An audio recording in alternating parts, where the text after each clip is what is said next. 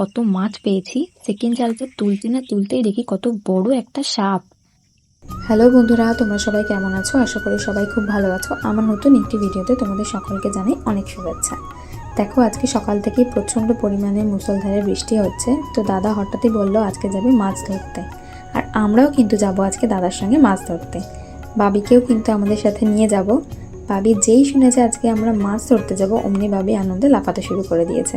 দেখো, আমরা চলে এসেছি মাছ ধরার জায়গায়। আজকে কিন্তু এই জলা জমিতেই আমরা মাছ ধরবো।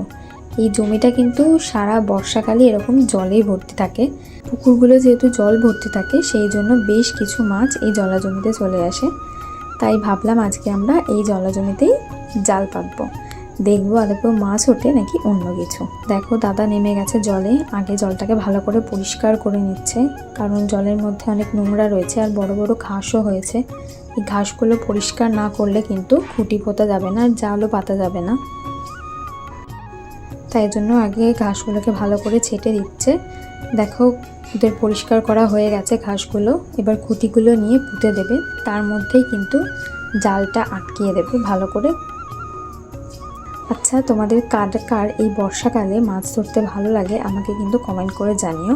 আমাদের কিন্তু এই বর্ষাকালে মাছ ধরতে খুবই ভালো লাগে, আর এই মাছগুলো কিন্তু খুব টেস্টিও হয় খেতে, যেহেতু পুকুরের একদম টাটকা মাছ। আর জালটা কিন্তু অনেক বড় করেই পাতা হয়েছে। তো দেখো বন্ধুরা, প্রথম জালটা কিন্তু পাতা হয়ে গেছে। এবার দ্বিতীয় জালটা পাতার জন্য আবার জায়গাটাকে ভালো করে পরিষ্কার করে নিচ্ছে। তো এবার দ্বিতীয় জালটাও পাতা হয়ে গেছে। আর জাল পাততে পাততে কিন্তু আমাদের বেশ সন্ধেই হয়ে এসেছিলো, তাই জন্য এখন আর আমরা আসবো না, আসবো আবার পরের দিন ভোরবেলা। তো চলো, এখন আমরা বাড়ি চলে যাচ্ছি। দেখো, আমরা পরের দিন ভোরবেলায় চলে এসেছি। আগের দিন আমরা আসতে পারিনি, কারণ জাল পাততেই আমাদের অনেক বিকেল হয়ে গেছিল। দাদা দেখো আস্তে আস্তে জালটা কিন্তু ওঠাচ্ছে, আর দেখো জালের মধ্যে কিন্তু বেশ অনেক কটাই মাছ পড়ে।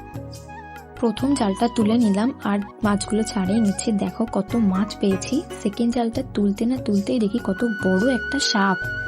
আর এই সাপটার পেটটা কিন্তু বেশ মোটা ছিল, মনে হচ্ছে মাছ খেতে এসে জালে আটকে পড়েছে। একটা সাপ পড়েছে, তো বাবা জালটা কেটে আস্তে আস্তে সাপটাকে বার করে দিয়েছে জালের থেকে।